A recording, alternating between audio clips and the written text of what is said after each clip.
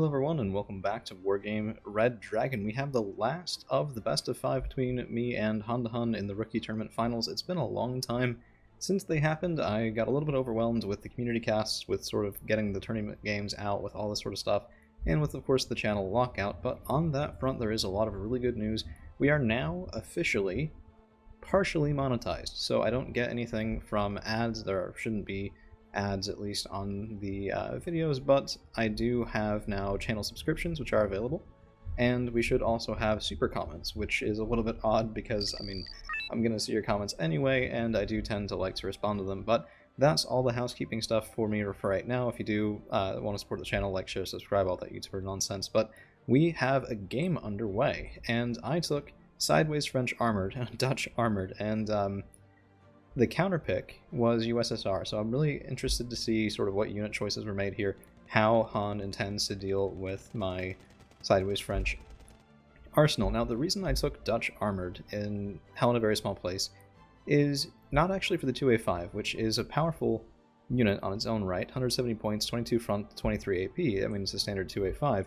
It's actually for the 2A4NL, which I haven't called out yet, but the idea for me was that the 2A4NL at Elite, which I get 2 cards of, I think 4 per card, should be able to take on most of the Soviet tanks without too much trouble. So we have a bit of a light hold in Bravo, we have a fair amount headed up toward Golf, in part because I figured Han would want to fight me in Golf more than Foxtrot, because he knows I don't really like fighting in here. I tend to be not very good at it, and I think Han's actual opener was a bit more spread out. So if we take a look from his perspective, and this is the only time I'll do this during the match, I know people don't exactly enjoy it when I switch back and forth, he's defending, and sort of like defending against Mac, right, where he has a lot of assets on a broad front.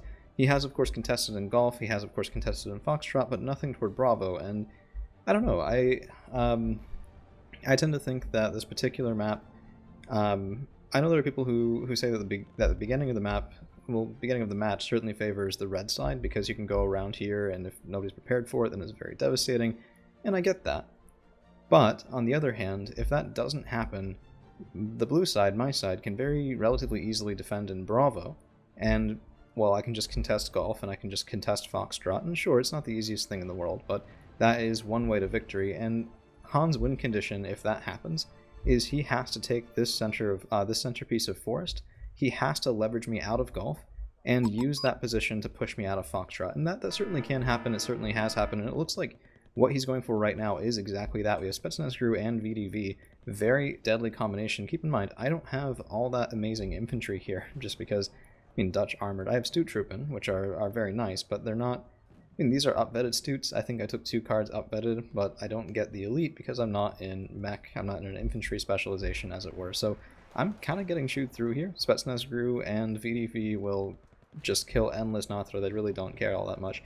And I'm actually pulling back the 2A5, which I've been cautious in my openers this whole series, and I really didn't want to lose the 2A5 off the bat, because this 2A5 says most things in front of it just die, right? Even though I took it technically down vetted, that's still at veteran, not at trained. So even super heavy versus super heavy, in theory, mine has the more reliable punch. So F104G, I got a lot of good use out of these guys, I think, this game, and this run told me a lot. So the F104G got stunned. We didn't actually kill the helicopter, but there's nothing shooting at it. Look at that. He's just going, evac ordered, right in the back line, right where you'd usually see some radar anti-air, particularly from USSR, which has the book, it has the Tor, it has some really good options there. And you also have the PD, which is a 100 point planes die sort of option, and the fact that there wasn't much there really told me, okay, well, a lot of his points are on the ground, but I haven't really seen a ton of them, so where are they? And that sort of got me a little concerned. Now, 2A4NL is doing its job. We just killed a T-80, we're looking for a kill on BTR, which we actually got YPR, a little bit kind of funny there. I think technically 5 points cheaper, but 2 frontal armor is very nice. And the 2A4NL, 19 frontal armor, 21 AP. This just says no to anything short of a super heavy. No ifs, ands, or buts, nothing like that. And that, I mean, it seemed like a very attractive option to me at the time. So we have the H-64 Escort, and I've been trying to be a bit more front lines with my supporting helicopters. The H-64 is very capable anti-infantry. I was really hoping this position, if the VDV decided to go up on the plateau, we could get some nice shots in. Supporting down there is pretty good as well, and we're just going to turn and fire at the Monostrelki. and that definitely helps my Stute Troop and defend. But I got a little bit greedy after this. We're going to see the escort go over and hit those VDV, or at least that's the intention. But you got to keep in mind your height, and when I go and fly over there, yeah, a little bit not the best. So not worth it there with the 64. I need to get to learn those a little bit better. If I had just gotten a couple of Motostrelki kills and pulled back, that would have been such a huge deterrent to Han pushing up onto the plateau, which is relatively undefended right now.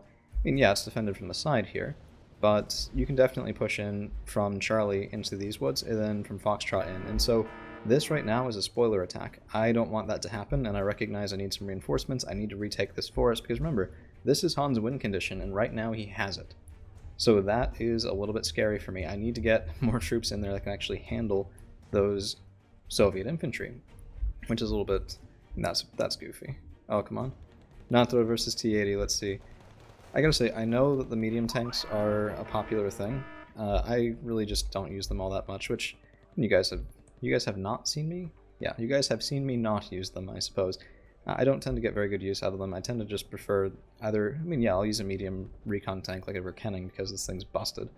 But otherwise I just go for the heavier tanks. I like to win those tank duels without really having to think about it all that much. So 64 points to 1, and Han is ticking me right now with a cap on Golf. I also didn't really feel secure getting a cap here. Not really has infantry so far forward, not really has enough of a presence this far forward. So we are going to move forward. The 2A5, the Leopard Verkenning, I need to clear those things out. There's a T-80 back there. I'm not really scared of that all that much. Verkenning and the 2A4 are going to get a little bit of chip here. And that's the sort of game that I wanted to play as well, is if I can't beat them infantry to infantry on the ground, then I need to build up a point surplus. And there's a couple different ways to do that. Picking off things like the Strela are one of them, picking off different units that I can, because, yeah, look at this. The OBR 1987, 10 strength, dealt, oh no, 2A4 was already injured, so I think he even missed. Yeah, let's see, let's look at that. Yeah, dealt 3 points of damage, so that takes 4 shots to kill, and he's down to 1 strength. So that next shot comes in, down to 4, get the kill on the OBR 1987. That's a really expensive kill. That's, what, 110 points right there? And we're just going to pull back, get a little bit detract there, but you know, that was a really nice couple of pickups. So even though I've lost some infantry here, even though I am taking some losses on that side, we're just going to pull back and go to order. We're going to heal that stuff up. We're going to get some support on the way, and then just get a couple of caps and maybe slow down this tick. And the goal is to win in about 10 minutes. It's not to win right now. It's to win a little bit farther on, when I can really just make that cumulative advantage be a really large impact on the battlefield. So that's sort of the intention right here. Particularly my deployment, the one thing I would criticize the most out of my deployment is I didn't really get that aggressive and push anywhere. I didn't say, you know, I'm taking Charlie and try and do that and make the battlefield respond to me. Instead, it was always my intention with this game to make myself respond to the battlefield, which is, it's a playstyle that I criticize oftentimes because it's just a little responsive, right? It's a little passive, and you can definitely get yourself into trouble when you're not the one dictating which engagements are taken. So we're taking some hits. Actually, that's a Vasilek, which is a relatively rare artillery piece to see on the battlefield. It's a mortar with a unique firing pattern and a particular favorite of a couple of USSR players, including Hans. I have tried it. It does not seem to work for me as well as it works for him, but that's fine. You know, I don't really need to use it. One thing, we did see a bit of a red blip flying over some recon on this side in Bravo, so I just got some Stute Troop, and we're just going to get a nice little screen up there before we go into cap. So that was the explanation there. I kind of overbought a little bit. I think it's just some Razvedka and maybe a single Motostrelki over there. But better safe than sorry, so I've certainly been sorry on that side many times when I thought I was safe, and I was not. So YPR's AMX Prees are going to get a couple of kills here. We've retaken this section more or less. I mean, Motostrelki are not all that scary. AMX Prees and the YPR should be able to take him out, even though, I mean, YPR are pretty damaged, sure, but you know, it's not the worst. 2A5 has just gotten kills, come back, waited to go up again, gotten more kills, come back, waited to go up again. That whole rinse and repeat sort of strategy. And now we have a 2A1 NL going up to cap and Foxtrot. That's going to negate the tick. And pretty soon we're going to begin offensive operations. At least that was the idea at the time. Here's that bow moving up once more, just trying to make sure. Yep, there's Vedka right there. That shouldn't be all that big of a deal. And I'm actually even going to try and push in and take him out. We have our screen, we have Stutes on the other side, we have Stutes on the far end going down to cut off reinforcements. I feel fine about Bravo. No real worries there. So, let's see. That was not a counter cap. I don't know. I think he thought I was going to bomb him. which is actually a little goofy. Dutch bombers are not the most impactful, shall we say, but yeah, I don't know. I think he thought I was going to bomb his CV. It's a little bit of a reposition. And yeah, we're taking the woods on the left, we're moving up slowly, we have the woods on the right. Now I feel comfortable making a play for the main part of this lane, and I should still probably have more infantry here, Grenadiers, Natra, AMX Prees, things like that, going into Golf ahead of those tanks. But, part of the reason why my attention was split, and this is something I really need to work on as well, just having the micro to do simultaneous pushes is very challenging. I ended up leaving my 2A5NL out in the open for way longer than it ever should have been, because I was micromanaging stuff over here. I was trying to get my command vehicle over here, making sure that, in fact, nothing could really threaten it. Just a lot of things, a lot of moving parts, so yeah, waited out in the open a little bit longer than I possibly should have. So, with all the fighting over in Golf, I figured now's a good time to make something happen in Charlie, particularly with that OBR kill. That would be really expensive to replace, and as long as he's reinforcing in Golf, I didn't expect him to have yet replaced it. FL12, 2A4, FL12 is just anti-infantry, high rate of fire sort of work, 2A4 for all of that big punch. So that was the plan at least. I should have probably had more AA across the entire line as well. I just had a single Stinger team, which is not exactly ideal, but if you've watched the previous games, Han and I don't tend to have the most planes ever, and particularly Game 5, back to back to back to back to back. I mean, yeah, we kind of know how each other were playing the game at the moment, or at least you get a feel for it more than you otherwise might if it was something like a random ranked game. So that is a bad explanation for why I did not have the units that I should on the front line. It's just, I figured I would have enough warning to handle it before it became truly catastrophic, so long as nothing went absolutely crazy. Stinger team moving a little too far up unsupported, but, I mean, this went kind of okay. We killed some Razvedka, we're getting some shots on VDV 90. These guys are so expensive at 25 points, I really don't mind losing the Natra and the AMX Prees to get the kill here off the FL12, so that's actually gravy. That's worth it. Return on investment right there. Looking just fine in this game. Yeah, really no complaints. So, BTR 88, and now we're going to be finally making a bit more of a move. I have a Verkenning, I have a 2A5NL, a cycle from Golf over into Foxtrot. I figured, you know what? Even though we've gone up, gotten some kills, come back, we haven't really gotten as much use out of that as I would like. So we're going to come up to the top, we're going to shoot down in, and this is going to be the main section of our push. Into Foxtrot, into Charlie if I can get there, and that at least will, I mean, you threaten the 2-pointer, the game's basically over. If you get in there, you start ticking really, really aggressively, it can just end games outright. And of course we are 92 to 54 with a countercap in Foxtrot, but this is something that I think was maybe a little bit hasty. So Astute Troopin moving forward, and with Verkenning support, this is a really tough thing to deal with if you don't have a heavy tank or heavy support on the tree line in the back. If you did, if ATGMs were back here, my Verkenning's getting hit, really having a bad day, but as it is, and you see I put the Verkenning up first, it then engaged with the 2A5. As soon as the Verkenning, it was pretty clear, was not taking all that much fire. So as soon as that's handled, we are going to be moving over into the wood line over here. My YPR, this was a bit of a dick move. It's one of those competitive places that you put it because you're a bit of a tryhard and feeling like you want to sweat. But BRDM2U is spotted. Not a lot of armor on that thing. One frontal armor does take full armor piercing value from the Verkenning. That 15 AP, more than enough to get the kill. And quite frankly, at this point, we can just pull back. Because even with that little bit, with that CV kill, we're up to a +2 now. Golf's countered, capped. Bravo is capped. Foxtrot is capped. +2 tick, 30 points a minute. More than enough time to win the game right there. And we'll just wait for some more support. We have a Hawk Pip 2 coming up. We have some resupply here. The Stinger needs to get back. I need more bodies on the front line coming up right now through Foxtrot. And I don't know. I mean, trading the Stinger team for a 35-point helo seems good to me as well. It just was kind of taking away some of my tools. I saw no reason right now to make stupid attacks or hasty attacks of any kind. I mean, why do that when you're at +2? Consolidate, and the risk that you have when you consolidate for too long is that your opponent's consolidating for a push, and they may be doing it in a place other than where you spent all your points. So if, for example, Han had pushed into Golf really, really hard right about now, I wouldn't really have anything here because my 2A5 is up on the high ground, my 2A4 is over here, Astute Troopin over here, I'm pulling in reinforcements over here. All of that stuff takes time. It's a relatively slow deck. So a strategic push in Golf would have been really pretty catastrophic for me right now. It's a bit of a calculated risk, and fortunately for me, it didn't happen. But we have another tank up here. Oh no, BTRT, quasi-tank, I suppose. up there, and I'm just getting a couple units of infantry to at least let me know if something is coming in Golf a little bit ahead of time. I do kind of hate to be probing with the Stute Troop in, but only infantry I had up there. That's really my main criticism right now, is I've lost all my chaff, and I've been too slow in replacing it. When you anticipate losing a unit, really just bring up replacements ahead of time. Wow, that's a dick move. I just shot his resupply truck near the max range of Leopard for Kenning, which is, yeah, a little bit rude, shall we say. FL-15s, AMX Prees, more infantry, more infantry going over here, and this was interesting. The Gepard buy is a little too late. Hawk Pip 3 is not really designed for anti-helicopter power, sorry, Pip 2.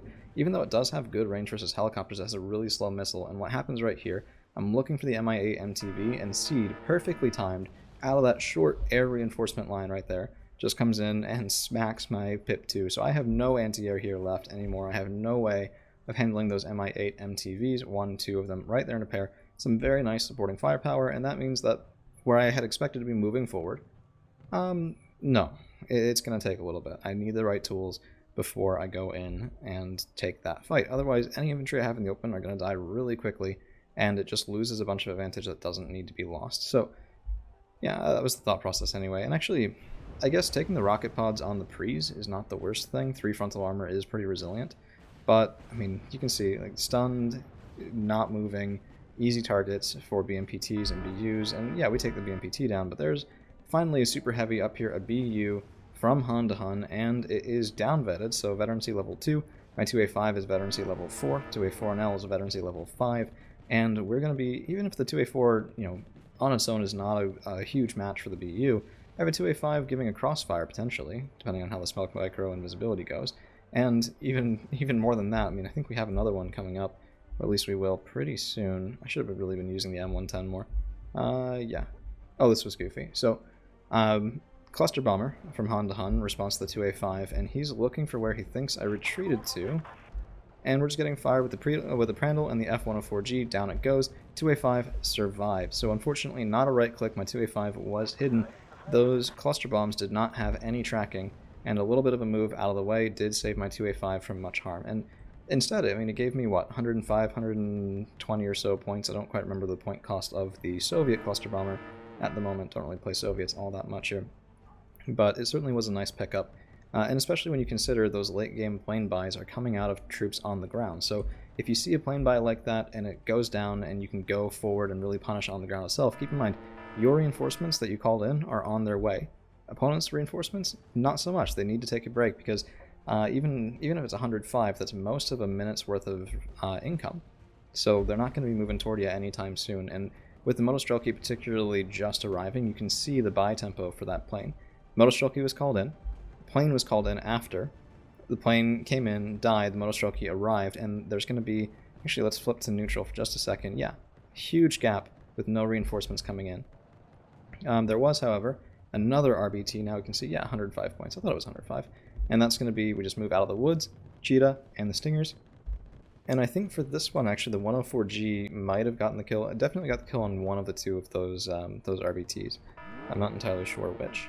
So that's going to be a lot of losses there for HanDHun with not a huge amount of impact on our own front line. Yeah, my Nathra are dead again, but the FL-15s are still alive. We used a ton of ammunition killing the Motostrelki and the 5-point boxes. We still have a 2A5NL up on the high ground, more than enough punch to deal with that BU from both directions here, and this is one of my favorite spots. So if you just take a recon tank or a recon infantry in an ATGM and you manage to clear up to here on the right hand side, which happens relatively often, you can just shoot in the reinforcing lane, and I didn't notice that Ural until a little bit too late here to actually get fire on it, but you can shoot everything coming through Charlie and force the Red 4 player to sort of move around on that side instead. It's a lot slower. They're going through woods. It's going to be a really harsh time. So I did buy a plane, and I mean, the idea was basically to scare away that BU a little bit, to make it so that even if I took a 50-50 engagement with them with a 2A5, I might be able to salvage something from it. Sapri, by the way, do spot my Leopard command tank with its gun off, which might have been a questionable decision. I didn't want him to be spotted more than I wanted to kill. We do turn it on to handle the Sapri, and the Block 15 OCU is looking for that BMPT.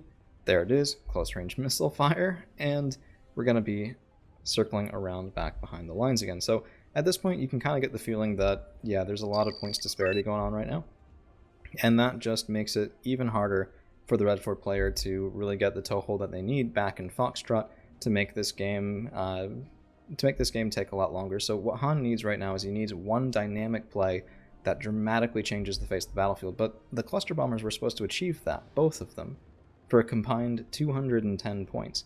And if they can't handle that, and the Cheetah handles the Mi-8 MTVs, basically that BU is the last chance for such a dynamic play, especially when T-80s are going to get kind of clobbered by another 2A4NL on that side. So 2A5 taking a little bit of damage. I got some smoke to defend myself. 2A4 is looking for a side shot in that BU if I can force it. Although, yeah, not a lot of recon here, so I'm kind of fighting blind. Not a great idea, but just not a great idea. There's no real qualifier to that. You should have recon. I lost my Verkenning. I didn't expect to lose my Verkenning. I lost my recon at AMX. Didn't expect to lose my recon at AMX, and I did not reinforce in time. So that's the main criticism there. But we're engaging now with VDV. There's the BU, and my Block 15 is coming in. The OCU actually shooting at the MiG-25BM as well, and yeah, I lost the Cheetah Prandtl, but I think we hit the plane and we hit the BU. There it is, explosion, and that is going to be the game. It's going to be the series. We took it. 3 wins, 1 loss, 1 tie. Very well played to my opponent, HanDHun. In all of these matches, I certainly thought, especially at the beginning, that I was just going to get clobbered in 3 games in a row, and each one was just really, really tight game. And then at the end, I think the fatigue of 5 games in a row sort of got to both of us, definitely affected the play a little bit, but that is going to be the conclusion of that tournament. So thank you all for hanging around, and well, we'll see you again real soon.